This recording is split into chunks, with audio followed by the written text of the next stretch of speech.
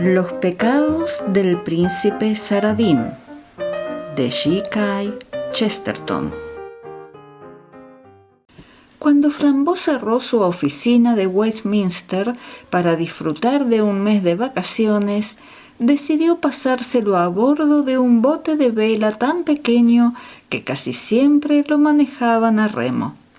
Además, Flambeau navegaba por los ríos de las provincias orientales, ríos tan pequeños que el bote parecía una embarcación mágica que flotaba sobre la misma tierra, sobre las vegas y las mieses. El barco tenía sitio para 2 pasajeros y capacidad estrictamente para las cosas más necesarias. Flambeau, pues, lo había llenado con todas las cosas que, según su filosofía, eran indispensables. Reducíanse éstas, al parecer, a 4 capítulos esenciales: latas de salmón, para alimentarse; revólveres cargados, por si había guerra; una botella de brandy, sin duda por si se desmayaba; y un sacerdote, tal vez por si se encontraba en peligro de muerte.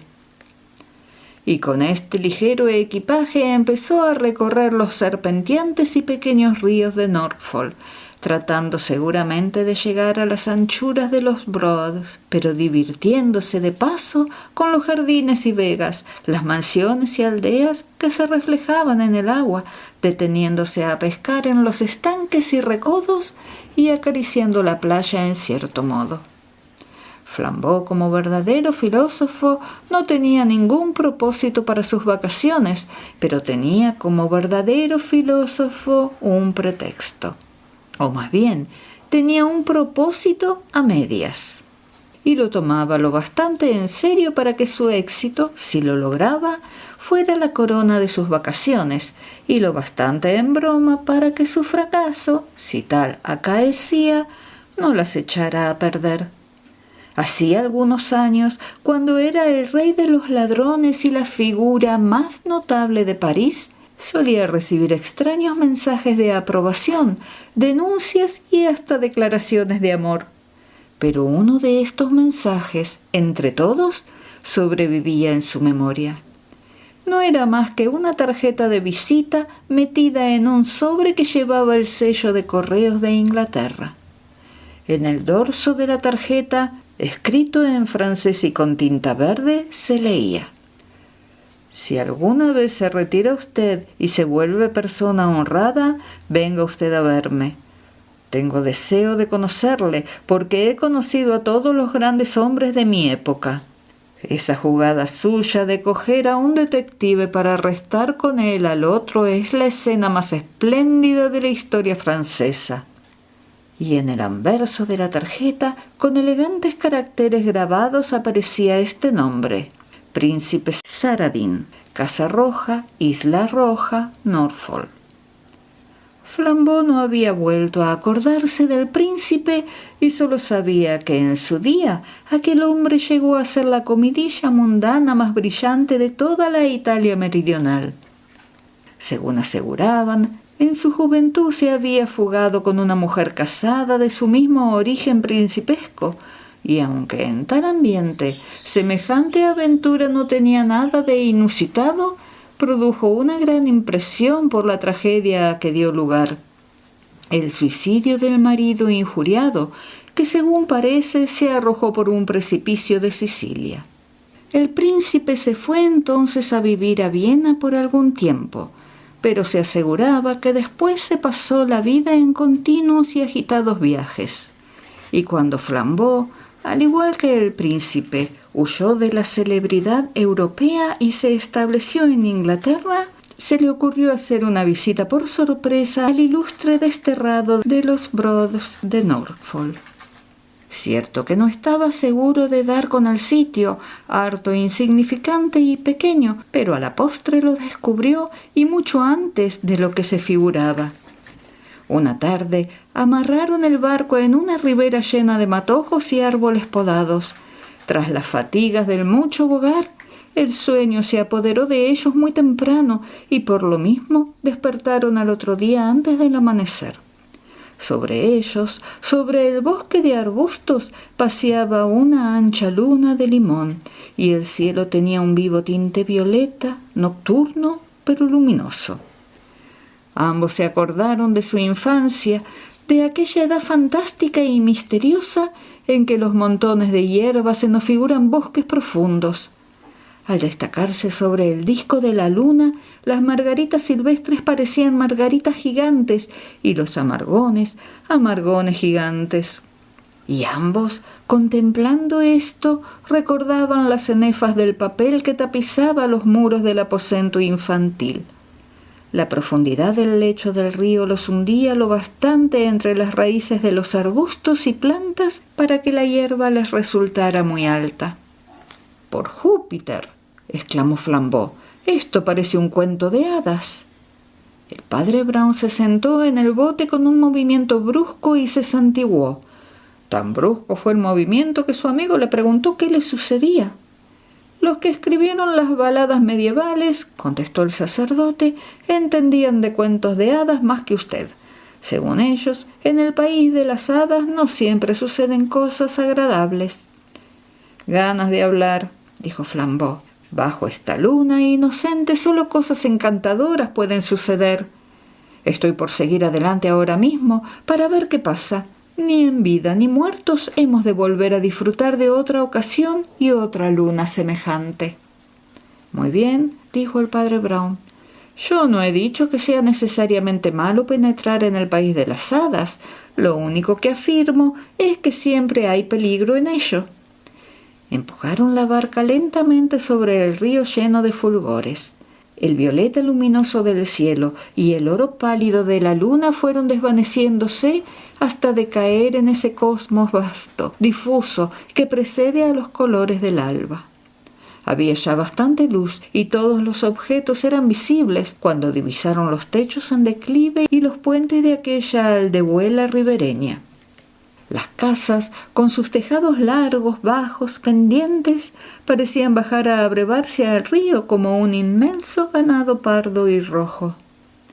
La aurora, cada vez más blanca y radiante, había empezado ya a difundir la luz del día, antes de que los dos amigos vieran un alma viviente por los embarcaderos y puentes de la aldea. De pronto descubrieron a un hombre de aspecto muy plácido y próspero, en mangas de camisa, cara tan redonda como la luna que acababa de desaparecer y cruzada por las rayas rojas de las patillas, que estaba apoyado en un poste, contemplando la perezosa marea. Por inexplicable impulso, Flambeau se puso de pie haciendo mecerse el bote y le gritó al hombre que si sabía dónde estaba la isla roja o la casa roja. La sonrisa de satisfacción del hombre se hizo un poco más expresiva y por respuesta señaló simplemente el próximo recodo del río. Flambeau, sin hablar, siguió remando. El bote tuvo que pasar aún por muchos rincones llenos de verdor y cruzar muchos silenciosos tramos del río, pero antes de que la pesquisa se tornara monótona, doblaron un recodo en ángulo agudo y entraron en un remanso o lago, cuyo aspecto le atrajo instintivamente. En mitad de las espaciosas aguas, rodeado de juncos, aparecía un islote bajo, alargado, sobre el cual se veía una casa también baja y alargada, construida al modo de las chozas indias, de bambú o alguna otra caña correosa de los trópicos. El bambú de los muros era de color amarillo pálido y el de los techos inclinados era de un rojo café oscuro. La casa daba una impresión de uniformidad, de monotonía. La brisa matinal hacía cantar los cañaverales en torno a la isla, zumbando por las costillas de la casa como en una gigantesca flauta de pan. «Por San Jorge», exclamó Flambeau, «este es el sitio que buscamos. Esta y no otra es la isla roja, y esa tiene que ser la casa roja. Ese hombre gordo y patilludo debe de ser el hada bienhechora de los cuentos». «Bien puede ser», observó el padre Brown imparcialmente. «Ojalá que no resulte una hada maléfica». Pero ya el impetuoso Flambeau metía el bote por entre las cañas susurrantes y pronto estuvieron los dos sobre aquella isla tan curiosa y tan larga. junto a aquella casa tan singular y tan sola. La parte de atrás de la casa daba al río, sobre el único desembarcadero posible. La entrada principal daba al otro lado, sobre el jardín de la isleta. Los visitantes se adelantaron por una vereda que casi recorría 3 lados de la casa, al amparo de los bajos aleros, y a través de distintas ventanas que daban a 3 muros distintos, vieron desde fuera la misma sala larga, clara, revestida de madera ligera, con muchos espejos y dispuesta como para un almuerzo elegante. La puerta principal, cuando al fin llegaron a ella, la encontraron adornada con 2 tiestos de flores de color azul turquesa. Acudió a abrir un mayordomo del tipo más seco, largo, flaco, entrecano, indiferente. ¿Quién dijo que el príncipe Saradín no estaba en casa? Pero era esperado de un momento a otro, por lo cual la casa estaba preparada para recibirlo a él y a sus huéspedes. Al ver la tarjeta escrita con tinta verde, surgió un aleteo de vida en la pergaminada cara del exangüe servidor, y con cierta cortesía indecisa manifestó que los forasteros podían esperar en la casa. «Su Alteza estará aquí de un momento a otro», dijo, «y sentiría mucho no haber podido ver a un caballero a quien ha invitado. Tenemos orden de preparar siempre algunos fiambres para él y para sus amigos, y estoy seguro de interpretar sus deseos convidando a los señores». Incitado por la curiosidad de esta pequeña aventura, Flambeau aceptó muy agradecido y siguió al anciano, que los introdujo con toda ceremonia en el salón artesonado. Allí lo único notable que había era la extraordinaria variedad de ventanas bajas con multitud de espejos bajos y oblongos, todo lo cual daba al lugar un aspecto singular de inconsistencia y ligereza. Almorzar allí era como almorzar al aire libre. Por los rincones había algún que otro cuadro figurando todos escenas tranquilas. Uno de ellos era el retrato de un joven uniformado y otro era un pastel rojo que representaba a 2 niños de cabellos largos. Flambeau preguntó si el joven militar era el príncipe y el criado dijo al instante que no, que aquel era el hermano menor de su Alteza, el capitán Esteban Saradín. Y tras haberse dignado a decir esto, el anciano pareció perder todo gusto por la conversación y quedarse mudo y seco. Después del almuerzo, que acabó con exquisito café y licores, los huéspedes fueron conducidos al jardín y la biblioteca y fueron presentados al ama de llaves, una hermosa señora vestida de negro, no poco majestuosa, que tenía el aspecto de una Madonna plutónica. Resultó que ella y el mayordomo eran lo único que quedaba del antiguo menaje extranjero del príncipe, y que el resto de la servidumbre era gente nueva contratada por el ama en Norfolk. El ama respondía al nombre de señora Anthony, pero hablaba con ligero acento italiano, y Flambeau no dudó un instante de que Anthony era una versión, para uso de Norfolk, de algún otro nombre más latino. El señor Paul, el mayordomo, también tenía un leve acento extranjero, pero hablaba y se comportaba muy a la inglesa, como la mayoría de los criados bien educados de la nobleza cosmopolita. A pesar de ser bonito y original, aquel lugar tenía cierta extraña tristeza luminosa. Las horas allí parecían días, las salas largas y llenas de ventanas eran muy claras, pero su luz parecía luz muerta. Y por entre todos los ruidos accidentales, el murmullo de la charla, el tintineo del vidrio, el paso de los criados, podía oírse incesantemente el melancólico susurro del río. «Hemos dado un mal paso y hemos llegado a mal sitio», dijo el padre Brown, contemplando desde una ventana las juncias verdes y grisáceas y la corriente de plata. «Pero no importa, a veces hace uno bien con el simple hecho de ser la única persona buena en un mal sitio».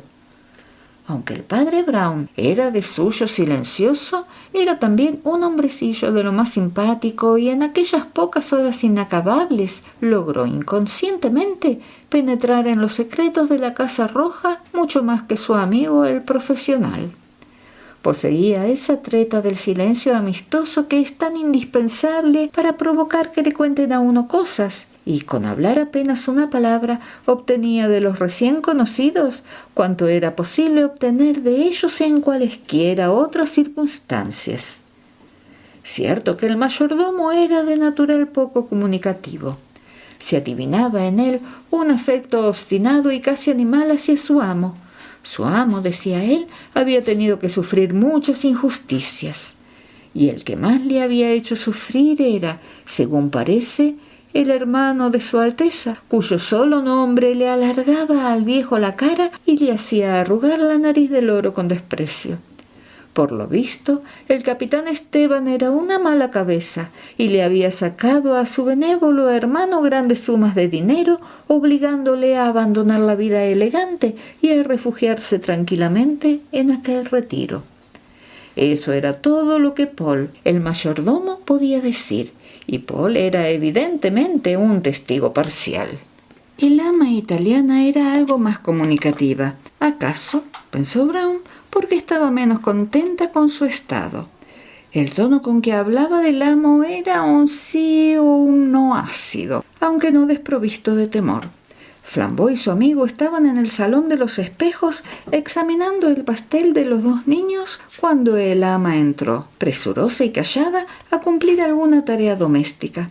Una peculiaridad de aquel salón deslumbrante y revestido de espejos era que, cualquiera que entrara, se reflejaba en 4 o 5 lunas a la vez. El padre Brown, sin volver el rostro, interrumpió la conversación en mitad de una frase de crítica sobre la familia. Pero Flambeau, que tenía la cara pegada al cuadro, continuó en voz alta. «Supongo que son los hermanos Saradín. Ambos parecen muy inocentes. Difícil sería saber cuál de los dos es el bueno y cuál el malo». Después, percatándose de la presencia de la señora, compuso lo dicho con alguna trivialidad y salió al jardín. Pero el padre Brown siguió contemplando atentamente el rojo boceto, y la señora Anthony se quedó a su vez contemplando atentamente al padre Brown. Tenía unas cejas negras, espesas y trágicas. Su cara aceitunada revelaba una oscura expresión de asombro, como la del que duda sobre los propósitos o la identidad del huésped forastero. Sea que el traje y el credo del sacerdote despertaran en ella recuerdos meridionales del confesionario, o sea que se figurara que el sacerdote estaba más al tanto de lo que aparentaba sobre las interioridades de aquella casa, el caso es que se dirigió a él en voz baja, como a un cómplice, y le dijo: «No le falta razón a su amigo. Dice que sería difícil distinguir al buen hermano del malo, y en efecto, muy difícil sería saber cuál es el bueno». «Y no le entiendo a usted», dijo el padre Brown, dando unos pasos para salir del salón. La mujer se acercó a él con unas cejas tremendas y una especie de decisión salvaje a la manera de un toro que baja la cornamenta. «Es que ninguno es bueno», dijo con un cuchicheo silbante, «porque si hay maldad en aquel modo que el capitán tenía de gastar el dinero, no creo que hubiera mucha bondad en las razones que movían al príncipe a proporcionar al otro cuanto le pedía. No solo el capitán merece reproches». En la cara del clérigo, que estaba mirando a otra parte, apareció un fulgor de interés y su boca, en silencio, formuló la palabra chantaje. Pero en aquel instante volvió el rostro, un rostro lívido, y casi se cayó de espaldas. La puerta se había abierto sin ruido y en el umbral aparecía, como un duende, el pálido Paul. Y el juego fantástico de reflejos hizo aparecer 5 Pauls por 5 puertas al mismo tiempo. «Su Alteza», anunció, «acaba de llegar». Al mismo tiempo, el bulto de un hombre pasó por la primera ventana como por un escenario iluminado. Un instante después pasó por la segunda ventana y la multitud de espejos reflejó en imágenes sucesivas el mismo perfil aguileño y la figura en marcha. Era un hombre erguido y de buen ver, pero con el pelo enteramente blanco y un extraño tinte amarillo marfil. Tenía esa nariz romana, corta y corva, que generalmente va acompañada de unas mejillas enjutas y una barba alargada, aunque todo ello quedaba enmascarado en parte por el bigote y la perilla. El bigote era más oscuro que la barba, lo cual producía un efecto ligeramente teatral, y también su traje tenía algo de sainete, porque llevaba un sombrero blanco de copa, una orquídea en la solapa, un chaleco amarillo y unos guantes amarillos que sacudían y hacía sonar a su paso. Cuando llegó a la puerta principal, oyeron que el rígido Paul salía a abrirle y que el recién llegado decía alegremente: «Bueno, ya ves, aquí me tienes». El rígido señor Paul hizo una reverencia y contestó algo con su imperceptible voz. No se pudo oír lo que hablaron durante unos minutos. Después el mayordomo afirmó: «Todo está dispuesto».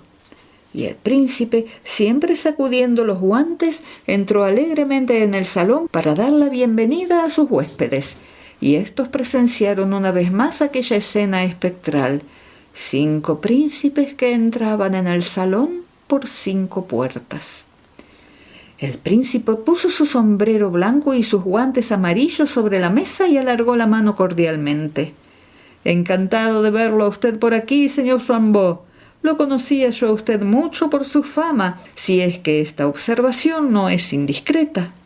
«No, para nada», dijo Flambeau riendo. «Yo no soy hombre puntilloso, amén de que muy pocas reputaciones se logran a costa de la virtud inmaculada». El príncipe le disparó una mirada preguntándose si en aquella respuesta habría alguna intención. Después rió también y ofreció sillas a todo el mundo, incluso a sí mismo.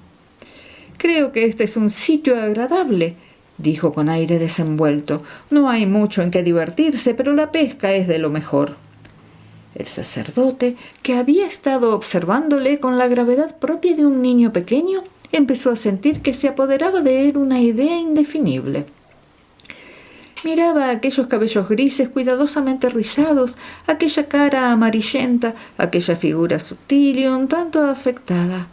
Nada de esto era extraordinario, aunque en todo ello había algo acentuado, algo prononcé, como de personaje que se prepara para salir a las candilejas. Pero la mayor curiosidad de aquel hombre estaba en otra cosa. Estaba en el armazón mismo de su cara. Brown se sentía atormentado por un vago recuerdo y le parecía haberlo visto ya en otra parte.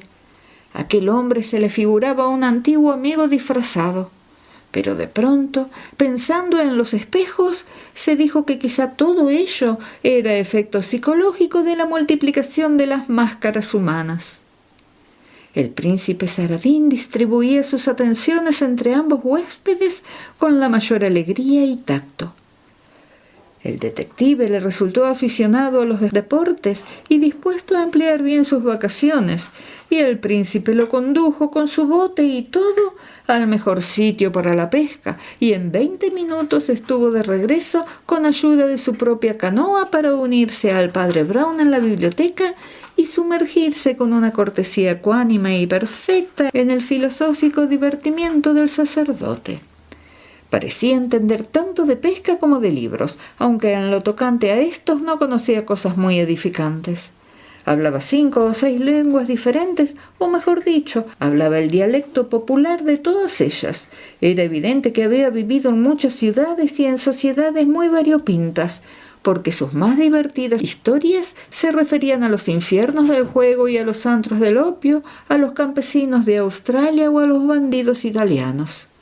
El padre Brown sabía ya que el en otro tiempo célebre Saradín se había pasado los últimos años viajando, pero no tenía idea de que estos viajes hubieran sido tan ajetreados o por lo menos tan divertidos. Porque en efecto, el príncipe Saradín, con toda su dignidad de hombre de mundo, irradiaba hacia sus observadores, y especialmente si eran tan sensibles como el sacerdote, una atmósfera de inquietud y hasta de algo sospechoso.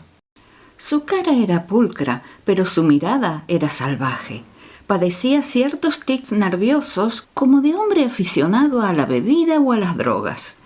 Y ni tenía, ni se preciaba de tener la mano sobre el timón de los asuntos domésticos. Estos quedaban confiados a los 2 antiguos servidores y sobre todo al mayordomo, que era sencillamente la columna central de la casa. El señor Paul, en efecto, era más que un mayordomo, un senescal o un chambelán. Comía aparte, pero casi con tanta pompa como el amo. Era temido por los criados y consultaba todo con el príncipe, con mucho respeto, pero no con humildad, como si fuera el procurador del príncipe. La oscura ama era, a su lado, una sombra, y en verdad pareció borrarse como si fuera tan solo servidora del criado principal, de suerte que el padre Brown no volvió ya a oír aquellos cuchicheos volcánicos sobre los chantajes del hermano menor al mayor.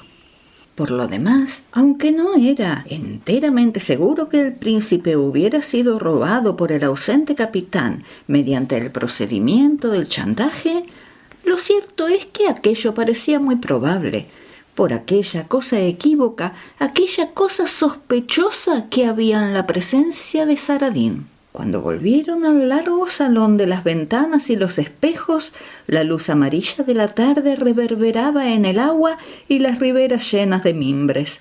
A lo lejos se oyó el zumbido de un alcaraván como el de un elfo en su tamborcillo diminuto. Y otra vez por la mente del sacerdote, como una nubecilla turbia, voló el sentimiento singular de que aquel era un sitio funesto, triste, embrujado. «Ojalá regrese pronto Flambeau», dijo. «¿Cree usted en los agüeros?», preguntó de súbito el inquieto príncipe Saradín. «No», contestó el huésped, «yo solo creo en el juicio final». El príncipe se volvió hacia él desde la ventana y lo contempló de un modo extraño. Sobre la luz crepuscular, su cara era una sombra chinesca. «¿Qué quiere usted decir?», interrogó. «Quiero decir que aquí vivimos en el revés de un tapiz, que lo que aquí acontece no tiene ninguna significación, pero que después, en otra parte, todo cobra sentido. Que en alguna otra parte el verdadero culpable tendrá su merecido, aunque aquí la justicia parezca equivocarse y caer sobre el inocente». El príncipe hizo un ruido animal inexplicable. En su sombría cara, sus ojos parecieron brillar de un modo inverosímil, y en el espíritu del sacerdote estalló silenciosamente otro pensamiento funesto. ¿Qué significaba aquella mezcla de brillo y sorpresa en la conducta del príncipe Saradín? ¿Acaso el príncipe no estaba enteramente cuerdo? El príncipe se había quedado repitiendo el inocente, con una persistencia algo exagerada para ser una simple exclamación convencional. Pero no era locura. Más tarde el padre Brown descubriría la verdad. En los espejos vio que la silenciosa puerta se abría y en ella se dibujaba el silencioso señor Paul, con su impavidez y lividez habituales. «Creo conveniente anunciar», dijo con una energía respetuosa como de viejo abogado de la familia, «que un barco de 6 hombres con un caballero en la popa acaba de llegar al desembarcadero». «¿Un barco?», repitió el príncipe. «¿Un caballero?», y se puso de pie. Hubo un silencio puntuado solamente por el rumor del ave entre las juncias, y poco después, antes de que nadie hubiera proferido una palabra, una figura nueva, un perfil nuevo, pasó frente a cada una de las ventanas como 1 o 2 horas antes había pasado el príncipe. Pero, salvo por la coincidencia de que ambos perfiles eran aguileños, ningún parecido tenían. En lugar del sombrero blanco de Saradín, el nuevo personaje traía un sombrero negro de forma anticuada y extranjera, bajo el cual se veía una fisonomía solemne y juvenil, una cara completamente afeitada, algo azulada en la mandíbula dura y voluntariosa, y que recordaba un poco la cara de Napoleón cuando era joven. Esta semejanza aumentaba aún por el aire de vejez y rareza del traje. Se diría que aquel joven no se había tomado la molestia de cambiar las modas de sus padres. Llevaba una levita azul raída, un chaleco rojo de aspecto militar y uno de aquellos pantalones blancos que se usaban a principios de la era victoriana, pero que ahora resultan ya muy ridículos. Y de aquel conjunto de antiguallas salía una cara aceitunada, llena de juventud y monstruosamente sincera. «Diantre», dijo el príncipe Saradín, y dándose una palmada en el sombrero fue en persona a abrir la puerta. La puerta se abrió sobre un jardín crepuscular. El recién llegado y sus acompañantes se habían extendido por la vereda como una pequeña compañía de teatro. Los 6 remeros habían arrastrado el bote a la playa y parecían guardarlo con aire amenazador, embrazando como lanza los remos. Eran hombres atesados y algunos llevaban aretes. Uno de ellos estaba junto al joven de la cara aceitunada y el chaleco rojo y llevaba consigo una caja negra muy sospechosa. «¿El nombre de usted?», preguntó el joven. «¿Es Saradín?». Saradín asintió como de mala gana. El recién llegado tenía unos ojos absortos y negros, unos ojos de perro, antípodas de los ojitos grises y relampagueantes del príncipe, y también, esta vez, el padre Brown tuvo la fantástica idea de haber visto ya en otra parte un ejemplar de aquella cara, pero también esta vez recordó los espejos multiplicadores como causa posible de semejante ilusión. «Vaya con el palacio de cristal», se dijo. «Ve uno todo repetido tantas veces que todo parece un sueño». «Si usted es el príncipe Saradín», continuó el joven, «sepa usted que mi nombre es Antonelli». «Antonelli», repitió el príncipe con languidez. «Sí, me parece recordar ese nombre». «Permítame usted presentarme solo», dijo el joven italiano. Con la mano izquierda se descubrió cortésmente y con la derecha descargó una bofetada tan sonora en la cara del príncipe que el blanco sombrero de éste cayó rodando por las gradas y uno de los tiestos de flores azules se tambaleó en su pedestal. El príncipe podría ser persona sospechosa, pero no era un cobarde. Saltó al cuello de su enemigo y casi lo derribó sobre la hierba. Pero éste logró desasirse con una cortesía presurosa y dijo jadeante y en un inglés trabajoso: «Perfectamente, he cometido una injuria, ahora debo dar satisfacción. Marco, abre la caja». El hombre de las arrancadas abrió la caja negra. Sacó de ella 2 espadas italianas de espléndida guarda y hoja de acero y las clavó en el suelo. Junto a la puerta, el extraño joven con aquella cara amarilla y vindicativa, las 2 espadas que parecían cruces de cementerio y en el fondo la línea de remeros. Todo ello producía un singular efecto de tribunal de justicia bárbara. Pero lo demás continuaba igual, tan súbito había sido el incidente. El aro del sol crepuscular relucía aún y el alcabarán seguía redoblando como para anunciar alguna fatalidad. «Príncipe Saradín», dijo el llamado Antonelli, «cuando yo estaba en pañales, usted mató a mi padre y robó a mi madre. Mi padre fue el más afortunado, pero usted no lo mató gallardamente, como voy yo a matarlo a usted. Usted y mi perversa madre lo condujeron a un solitario paraje de Sicilia, lo arrojaron por un precipicio y continuaron tranquilamente su paseo. Yo, si quisiera, podría imitarlo a usted, pero el procedimiento me resulta muy vil. Lo he seguido a usted por todo el mundo. Usted ha huido siempre de mí. Pero hemos llegado al fin del mundo y de la existencia de usted. Ya lo tengo a usted, y le doy a usted todavía una posibilidad que usted no concedió a mi padre. Escoja usted una espada». El príncipe Saradín, con el ceño fruncido, pareció vacilar un instante, pero todavía zumbaba en sus oídos el ruido de la bofetada. De un salto empuñó una de las armas. El padre Brown saltó también, tratando de interponerse en la disputa, pero pronto se convenció de que su presencia empeoraba las cosas. Saradín era un masón, un feroz ateo, y la presencia del sacerdote lo provocaba en vez de refrenarlo. En cuanto al otro, ni clérigo ni laico hubieran podido conmoverlo. Aquel joven, de cara a lo Bonaparte y ojos negros, era algo mucho más duro que un puritano. Era un pagano. Era un individuo sanguinario de los que había en el albor de la tierra. Era un hombre de la edad de piedra, un hombre de piedra. Quedaba todavía una esperanza: acudir al ama.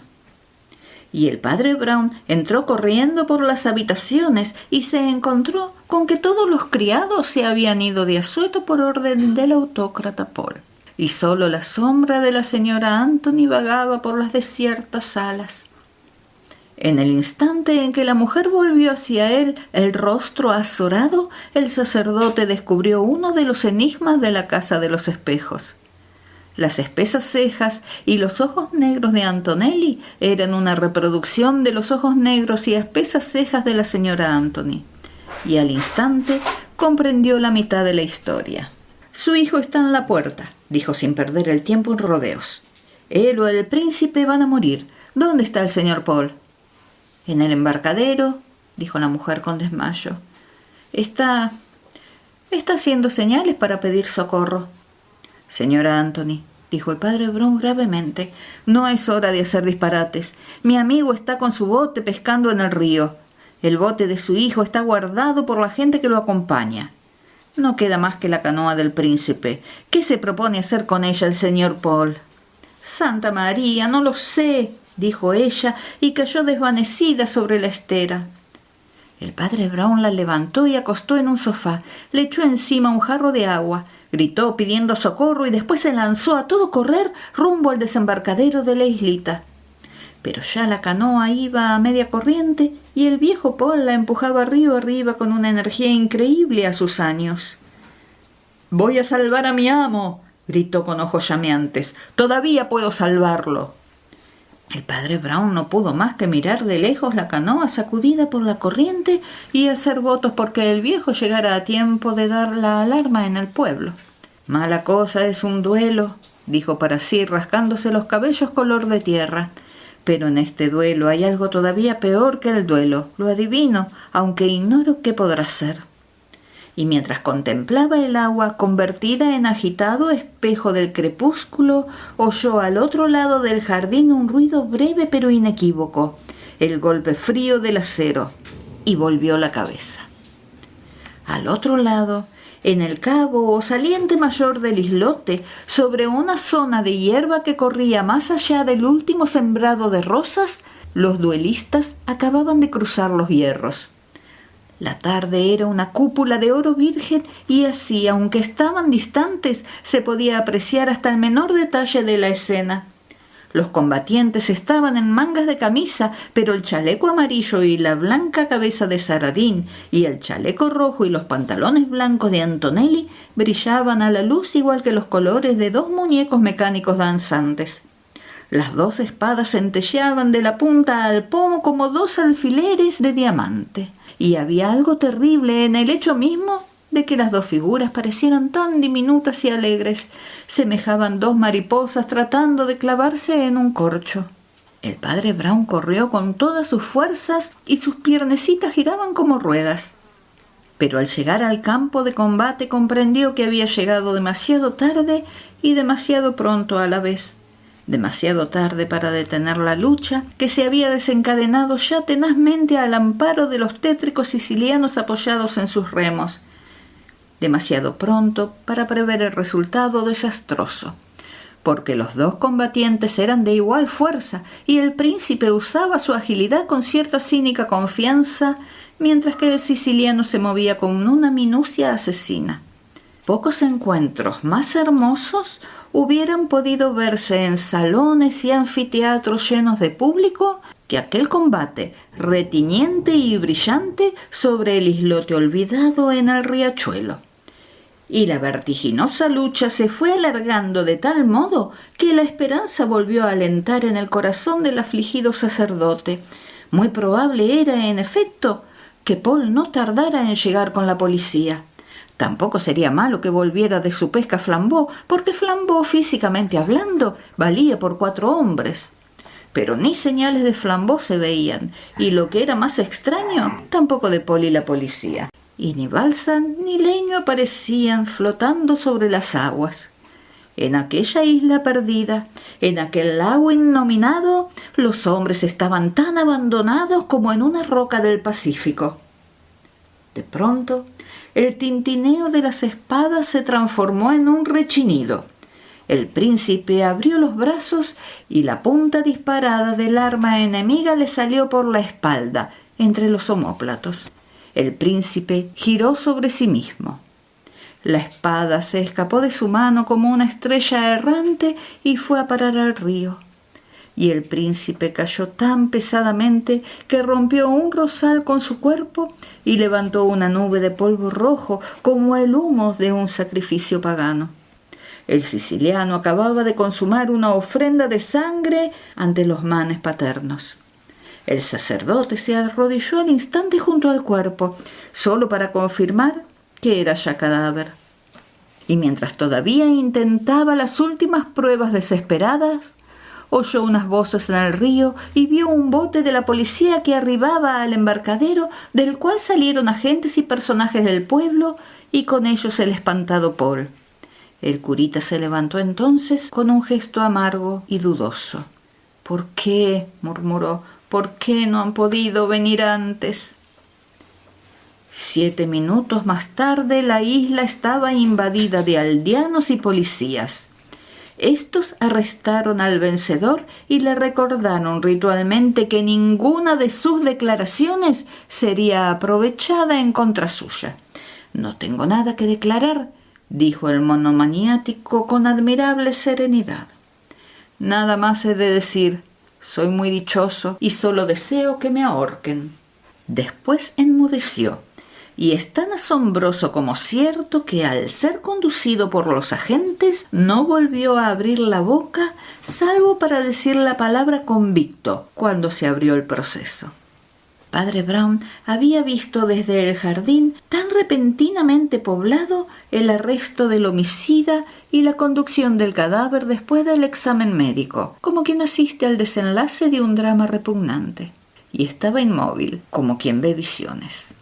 Dio su nombre y señas para servir de testigo, pero no aceptó el ofrecimiento de pasar el río en el bote y se quedó solo en el jardín de la isleta, contemplando el sol quebrado y el verde escenario de aquella súbita e inexplicable tragedia. La luz iba muriendo en el río. La niebla ascendía de las pantanosas riberas, revoloteaban los últimos pájaros. En la subconsciencia del sacerdote, que era tan vívida, estaba clavada la idea de que algo quedaba por explicar. Y este sentimiento de misterio, que todo el día lo había dominado, no podía explicarse solo por el efecto de los espejos. Le parecía que no había visto un verdadero suceso, sino una mascarada o simulacro. Con todo, no se acarrea un cadáver ni se cuelga a un hombre por mera pantomima. Rumiaba todo esto sentado en las gradas del embarcadero cuando vio venir la mancha alta y negra de una vela que avanzaba en silencio por el río lleno de fulgores. Se puso en pie de un salto, poseído de una emoción tan súbita que estuvo a punto de llorar. «¡Flambeau!», exclamó, y con ambas manos saludaba efusivamente a su amigo, con gran asombro de éste que salía del bote con sus aparejos de pescar. «¡Flambeau! De modo que a usted no lo han matado». «¿Matado?», repitió el pescador con el mayor asombro. «¿Y por qué me habían de matar?». «Ay, porque casi han matado a todo el mundo», dijo el otro sin saber lo que decía. «Saradín ha sido asesinado y Antonelli solo desea que lo cuelguen y su madre se ha desmayado y yo no sé ya si estoy en este mundo o en el otro, pero gracias a Dios usted está a mi lado». Y como si tuviera miedo, se cogió del brazo del sorprendido Flambeau. Abandonaron el embarcadero y al pasar bajo los aleros de la casa de bambú miraron por la ventana como lo habían hecho al llegar. Y descubrieron un interior iluminado digno de atraer sus miradas. Cuando el matador de Saradín cayó sobre aquella isla como una bomba, ya habían dispuesto la mesa para cenar en el salón largo. Y he aquí que la cena había comenzado plácidamente, porque a un lado de la mesa estaba sentada la señora Anthony, algo azorada, y al otro lado el señor Paul, el mayordomo, comiendo y bebiendo con muy buen apetito, y los ojos cegatones y azulencos saliéndosele de la cara, con un semblante indescifrable, pero no exento de satisfacción. Con un ademán de poderosa impaciencia, Flambeau llamó a la ventana, la abrió y asomó una cara indignada. «Muy bien», exclamó, «yo comprendo que ustedes necesiten algún alimento, pero realmente esto es robar la cena del amo cuando el amo yace muerto en el jardín». «Yo he robado ya muchas cosas durante mi alegre vida», replicó el misterioso anciano plácidamente, «pero esta cena es una de las pocas cosas que no he robado. Esta cena y esta casa y este jardín son de mi pertenencia». Una idea cruzó por la mente de Flambeau. «¿Quiere usted decir», empezó, «que el testamento del príncipe Saradín...» «El príncipe Saradín soy yo», dijo el viejo, mascullando una almendra salada. El padre Brown, que estaba distraído con el revoloteo de los últimos pájaros, saltó como herido y asomó también por la ventana una cara tan pálida como un nabo. «¿Ustedes qué?», preguntó con voz chillona. «Paul, príncipe Saradín, a vosotros», dijo el venerable personaje muy cortésmente, levantando un vaso de jerez. «Aquí vivo muy contento, porque soy hombre de hábitos muy domésticos, y por modestia me dejo llamar señor Paul para distinguirme de mi infortunado hermano, el señor Esteban. Según me han contado, éste acaba de morir en el jardín. Naturalmente no tengo yo la culpa de que sus enemigos vengan a buscarlo hasta aquí. Eso se debe a la lamentable irregularidad de su vida. No tenía un carácter doméstico». Calló y se quedó contemplando el muro justamente sobre la cabeza inclinada de la mujer. Y los huéspedes apreciaron entonces aquel aire de familia que ya les había impresionado al ver al otro hermano. Y de pronto el viejo comenzó a agitar los hombros como si se asfixiara, pero su rostro permaneció impávido. «Dios mío», exclamó Flambeau, «se está riendo». «Vámonos», dijo el padre Brown, que estaba completamente lívido. «Vámonos de esta casa infernal, vámonos otra vez a nuestro honrado bote». Cuando se alejaron de la isla, la noche había envuelto ya la tierra y el río. Se dejaron llevar río abajo, calentándose con 2 enormes cigarros que ardían como 2 rojas linternas de barco. El padre Brown dijo: «Supongo que entenderá usted ahora toda la historia. Después de todo, es una historia muy primitiva. Un hombre tenía 2 enemigos. Era hombre perspicaz y comprendió que tener 2 enemigos era mejor que tener uno solo». «No lo entiendo», dijo Flambeau. «Pues es muy sencillo», le contestó su amigo. «Sencillo hasta la candidez. Ambos Saradines son unos pícaros, pero el príncipe, el mayor, era el pícaro que llega a la cumbre y el menor, el capitán, era el pícaro que se hunde en el abismo. Este escuálido oficial descendió de mendigo a chantajista y un triste día se apoderó de su hermano el príncipe. Sin duda, la causa no era leve, porque el príncipe Paul Saradín era francamente derrochador por una parte y por otra no tenía ya reputación que perder en cuanto a los meros pecados convencionales de la buena sociedad. La verdad es que la causa era causa de horca y que Esteban tenía cogido a su hermano literalmente con una cuerda alrededor del cuello. De algún modo, en efecto, había descubierto la verdad respecto al asunto de Sicilia y podía probar que Paul había asesinado a Antonelli en las montañas. El capitán estuvo haciéndole pagar su silencio espléndidamente durante 10 años, hasta que la fortuna del príncipe, con ser inmensa, comenzó a escasear. Pero el príncipe Saradín, además de este hermano sanguijuela, tenía otras preocupaciones.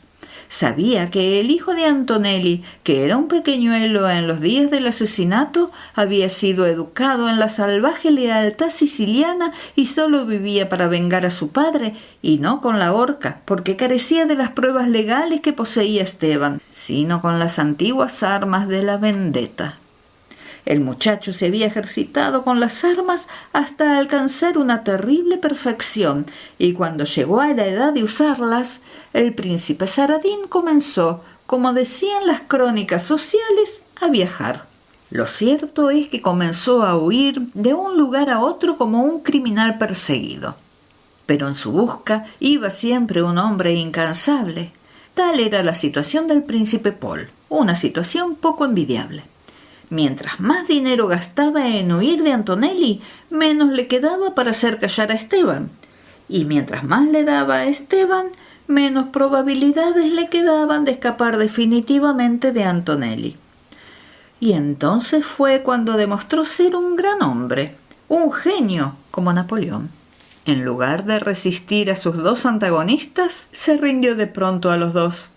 Como un luchador japonés, se echó fuera y sus dos enemigos cayeron postrados ante él.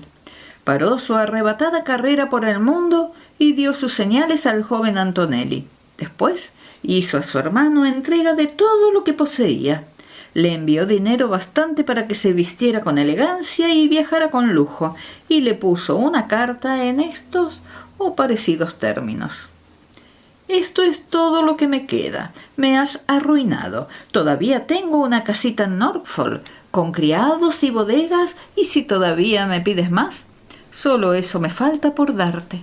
Ven y toma posesión de ello si quieres, y déjame vivir a tu lado tranquilamente en calidad de amigo o agente o cualquier cosa».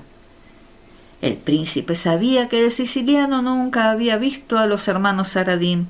A lo sumo podía haberlos visto en algún retrato. El siciliano, pues, solo sabía que se parecían un poco y tenían ambos una barbita gris. Entonces el príncipe se afeitó y esperó. La trampa obró sola.